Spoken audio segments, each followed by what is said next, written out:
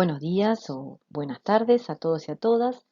En este video voy a presentar el material que fue expuesto el día 22 de mayo en un webinar presentado desde la plataforma MinRay junto a mi colega Florencia Sima de Sociedad Argentina de Ecografía y Ultrasonografía y a dos colegas de nuestro hermano país de Chile, donde cada uno habló de su experiencia en ecografía pulmonar en general y en relación a estos tiempos de COVID-19.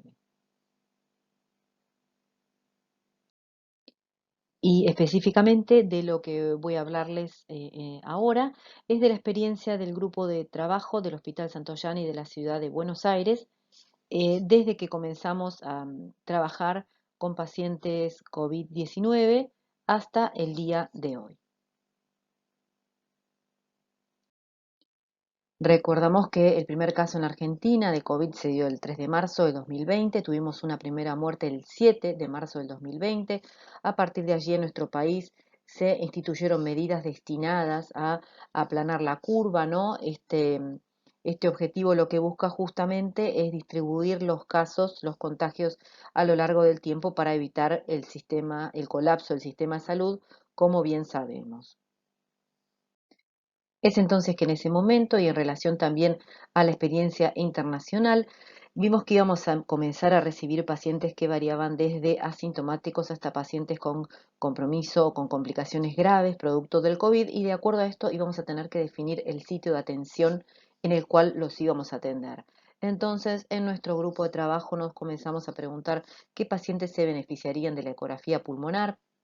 la efectividad del método, cuál era, si en todos lados la podíamos realizar y por supuesto las limitaciones del mismo. Nos pusimos definitivamente a estudiar qué es lo que hay que hacer cada vez que uno tiene dudas o desconoce ciertos aspectos sobre un tema, porque sabemos que en medicina hace rato que este paradigma de la experiencia no corre más, no sirve si trabajamos así, estábamos trabajando en forma inadecuada, porque lo que hoy rige nuestra actividad es basarnos en la evidencia científica y en búsqueda de la evidencia mejor que podíamos encontrar hasta el momento es que nos fuimos a leer. Entonces nos pusimos a averiguar qué pasaba con la radiografía simple, el método que parece que hoy en día a nadie se le niega, pero que sin embargo la bibliografía nos empezó a reportar algo que nosotros ya hace tiempo vemos en nuestra práctica diaria, en urgencias, en trauma, en emergencias, que es que una radiografía normal no descarta patología, en este caso no descarta COVID-19, y siguen apareciendo los artículos que nos dicen que no es una herramienta diagnóstica confiable en el diagnóstico del COVID, con un trabajo finalmente que desde Nueva York nos cuenta que de 636 pacientes COVID positivos que se presentaron en un centro de urgencias, en forma retrospectiva vieron que hasta el 58% tenían placas normales y del resto de los pacientes hasta el 42% aparecían con placas con compromiso leve a moderado. Por lo tanto, estamos viendo qué pasa con esos pacientes que no tenían traducción en la radiología, no tenían patología o a la placa simplemente, a la radiografía simple se le escapó. Probablemente sea esto último. Entonces, es que fuimos a ver qué pasa con la gran campeona de los métodos de diagnóstico por imágenes, que es esta, es la gran campeona, la que ganó más copas, la que más balones de oro tiene, por supuesto, como bien sabe nuestro querido Leo Messi, y utilizamos la metáfora futbolística porque en Sudamérica nunca falla, y la campeona de los métodos de diagnóstico por imágenes, que en este caso es Marta da Silva, esta jugadora se las recomiendo, nos dice que la tomografía tiene una altísima sensibilidad y comenzamos a familiarizarnos con las imágenes tomográficas, que parece que tiene un bajísimo porcentaje de error diagnóstico, y en general el problema es para diferenciar enfermedad COVID de otras enfermedades virales, pero no en absoluto por falta de sensibilidad del método, que es de un 100%. Los trabajos también nos dicen que en correlación a las imágenes tomográficas, y esto es lo que a nosotros nos interesa, también hay hallazgos ecográficos en 100% de los pacientes COVID positivos. Entonces, estas imágenes de tomografía con compromiso leve y correlación ecográfica se comienzan a ser familiares para nosotros. La ecografía pleuropulmonar también comienza a tomar protagonismo en las publicaciones internacionales y una de las primeras cartas realizadas por Bonsenso, uno de los popes de la eco pulmonar a nivel mundial, nos dice que menos estetoscopio, más ultrasonido, hablando del ultrasonido como una herramienta diagnóstica fundamental, no solo como proveedora de imágenes, sino como una herramienta para la toma de decisiones en los pacientes COVID y recomiendan su uso en todas las instancias diagnósticas que se puedan presentar. Nos dicen, por supuesto, que el ultrasonido es una opción para combatir el COVID-19, pero nos alertan, ¿no? Esta imagen, este cartel lo vamos a ver en muchos trabajos relacionados con la ecografía, porque la ecografía necesita de que el operador que la esté realizando sepa interpretarla, sepa buscar la imagen y sepa hacer una buena correlación con la clínica del paciente en el momento que la está realizando. De nuevo, los trabajos nos dicen que sí, que nos sirve para identificar pacientes con coronavirus y que puede ser muy útil en el triage, en el monitoreo de pacientes internados, en sala y en área crítica. Esto es lo que nosotros queríamos escuchar y este artículo, algoritmo lo cito acá porque me llama la atención que esté realizado por una sociedad de medicina familiar. Como bien sabemos, la medicina familiar es una especialidad que se realiza en general fuera del hospital como plan de descentralización, ¿no?, de la atención dentro de los centros de alta complejidad, y esta sociedad de medicina familiar tiene un programa de capacitación en ecografía, me pareció absolutamente interesante, y proponen la utilización de lo que ellos llaman ecografía clínica pulmonar para determinar qué pacientes van a ir al hospital y qué pacientes van a quedar en domicilio. Y por último, nuestro querido Volpicelli, que también está continuamente actualizándonos sobre los hallazgos de ultrasonido pulmonar en COVID, nos brinda un score, podríamos decir, por categorías según la capacidad que tienen los hallazgos ecográficos de correlacionarse o no con las complicaciones por COVID. Uno de los últimos artículos del 21 de mayo nos dicen también que en las ecografías realizadas por contraste podemos encontrar imágenes, hallazgos patognomónicos unique, ¿no?, al COVID-19. Entonces, estas son las conclusiones que obtuvimos de toda la bibliografía consultada. Por supuesto, acá hay solo una pequeña muestra. Y entonces, en relación a esto, es que nos decidimos a trabajar en nuestro país. En primer lugar, la sociedad a la que pertenezco, SAEU, que realiza capacitación constante en ecografía, enseguida subió un video realizado por mi misma colega, Florencia Sima, que me antecedió en la charla en el webinar, hablando más o menos de lo que ya hemos hablado en este mismo canal, sobre la realización de la ecografía pleuropulmonar y sobre todo el contexto de la misma en Argentina, hablando de otros hallazgos de otras patologías tan comunes en nuestro medio como la neumonía de la comunidad, como la tuberculosis. También la Sociedad Argentina de Cardiología la recomendó, por supuesto. Los cardiólogos están bastante familiarizados también con la utilización de los ecógrafos y qué mejor que un ecografista que esté evaluando el corazón que movilizar un poquito más el transductor, unos centímetros, para poder realizar una evaluación cardiopulmonar conjunta y también descartar o confirmar hallazgos por COVID.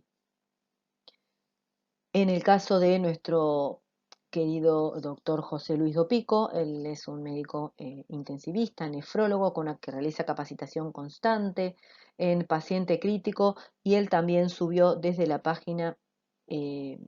de su organización videos en relación a la utilización de ecografía pulmonar, así que no estamos solos en esto.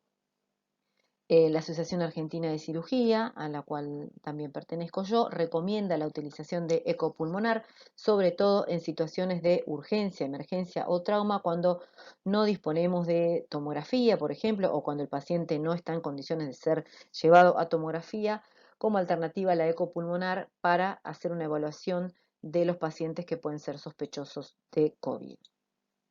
Sin embargo, las sociedades clínicas que se especializan en lo que es patología pulmonar, tanto la de neumonología como la sociedad, si no me equivoco, de medicina respiratoria, no hacen referencia alguna del método, y probablemente esto sea por desconocimiento total del mismo también en su práctica diaria, ya que realmente si nosotros disponemos de tomógrafo muchas veces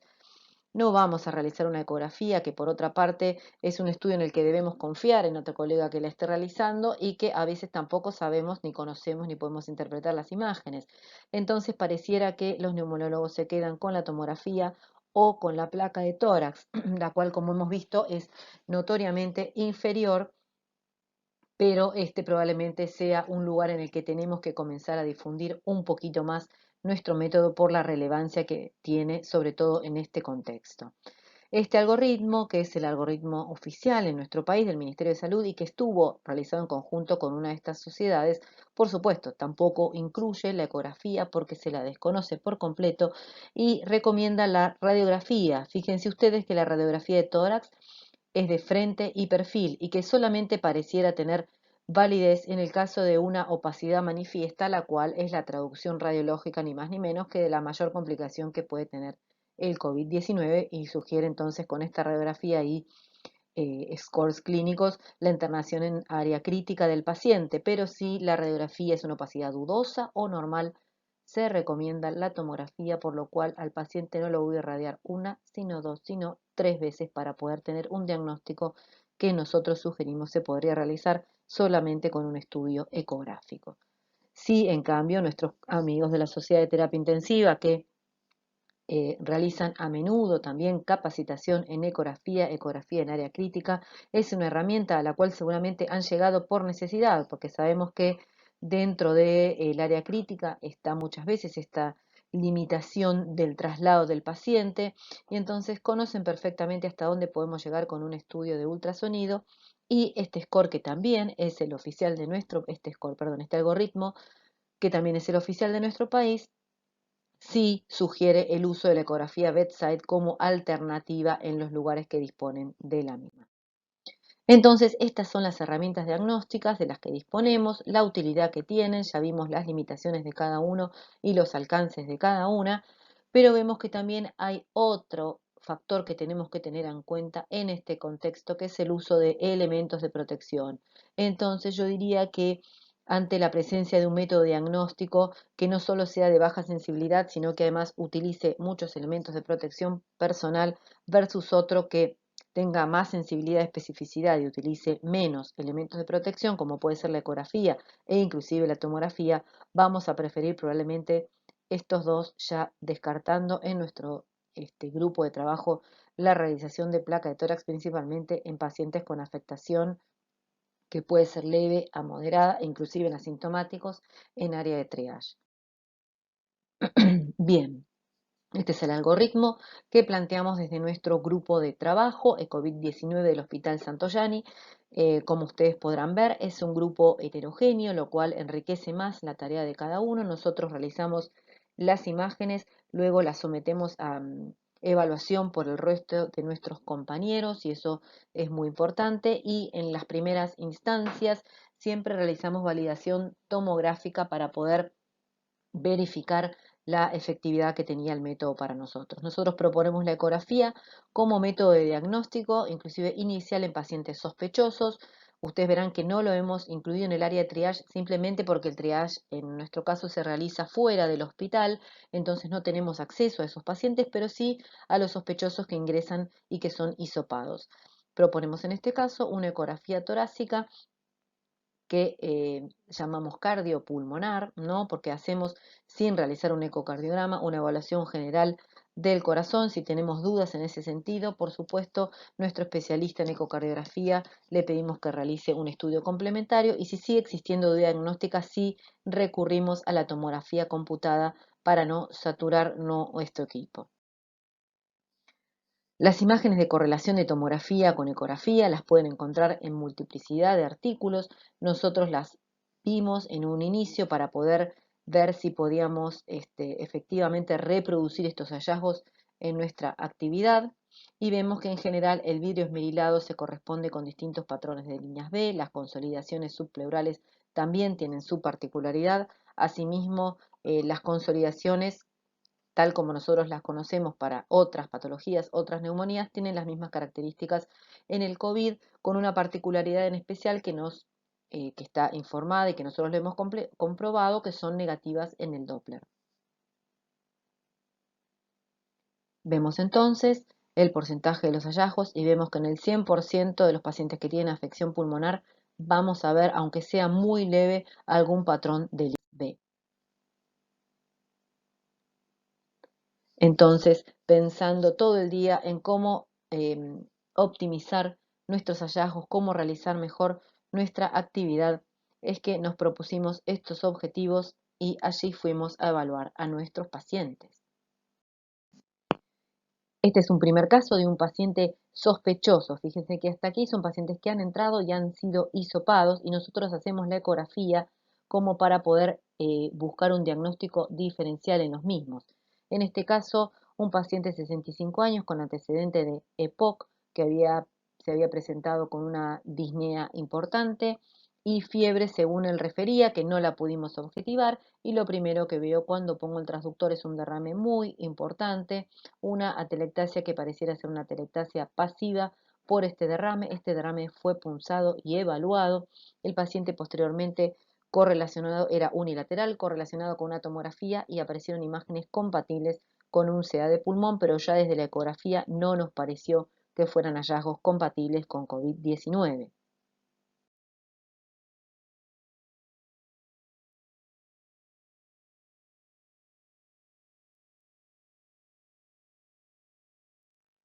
Este es otro caso de un paciente cuyo único factor de riesgo era tener un antecedente de contacto con un COVID y había presentado un cuadro similar un síntoma similar a una odinofagia que no se pudo corroborar bien cuando fue ingresado. Sin embargo, en un inicio fue ingresado, hisopado, aislado y ustedes ven acá este patrón de pulmón aireado completamente normal. Lo mismo cuando fuimos a investigar el lóbulo inferior derecho y todo el resto del pulmón, donde vemos el signo normal de la cortina del pulmón aireado que tapa la cúpula hepática. Por lo tanto, nosotros dijimos que este paciente, aun si fuera COVID, no tenía afección pulmonar. Sin embargo, el resultado del hisopado fue negativo.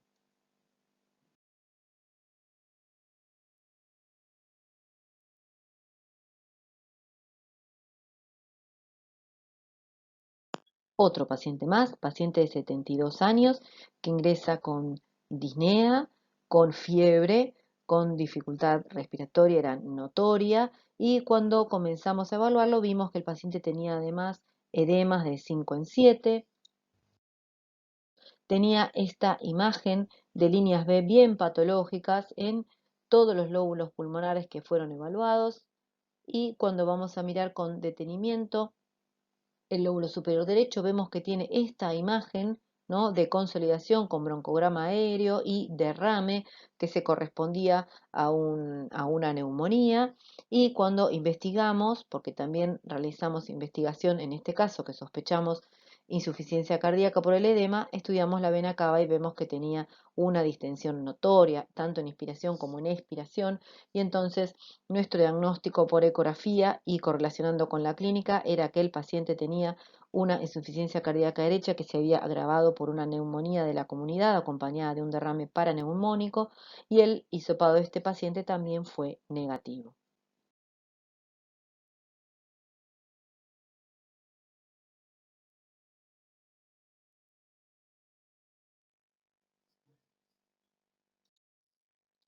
Vamos a pasar ahora entonces a las pacientes que estaban aisladas proviniendo de un geriátrico, que sabemos que es uno de los sitios de foco de contagio de COVID-19. Llegaron varias pacientes juntas y a una de las primeras que vamos a evaluar era una paciente que estaba levemente disneica a su ingreso, que había mejorado. Fíjense ustedes la saturación cuando se le dio la mascarilla con reservorio. Sin embargo, la paciente en el estudio ecográfico ya tenía, fíjense ustedes, esta pleura que si bien no presenta grandes irregularidades y la podemos seguir a lo largo, tiene esta imagen como de puntillado y es un poco heterogénea. Asimismo, se acompañaba de estos hallazgos de líneas B, principalmente en campos basales. Esta paciente presentó un seguimiento ecográfico donde además de las líneas B que se hicieron aún más marcadas, se agregaron, como ustedes van a ver acá, consolidaciones subpleurales.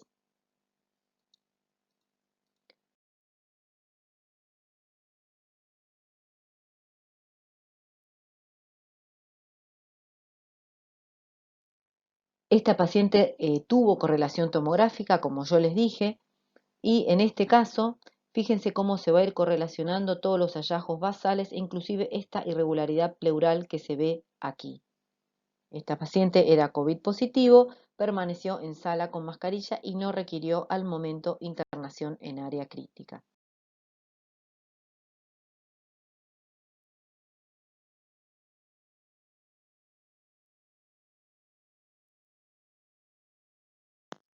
Pasamos a esta paciente entonces, vecina y amiga de la anterior, también en aislamiento. En este caso ella estaba eupneica con una buena saturación aceptable, como único síntoma tenía tos, diarrea. Estas pacientes son todas positivas. Y fíjense ustedes que esta paciente a su ingreso, a pesar de estar con síntomas muy leves, un compromiso importante, ¿no? Vemos todos los patrones de líneas B, esto en lóbulos inferiores, bilaterales, y estas imágenes también de consolidaciones subpleurales que se correlacionaron con la tomografía, donde van a ver bien el compromiso basal en vidrio esmerilado. Por lo tanto, nuestros hallazgos ecográficos siguieron siendo validados.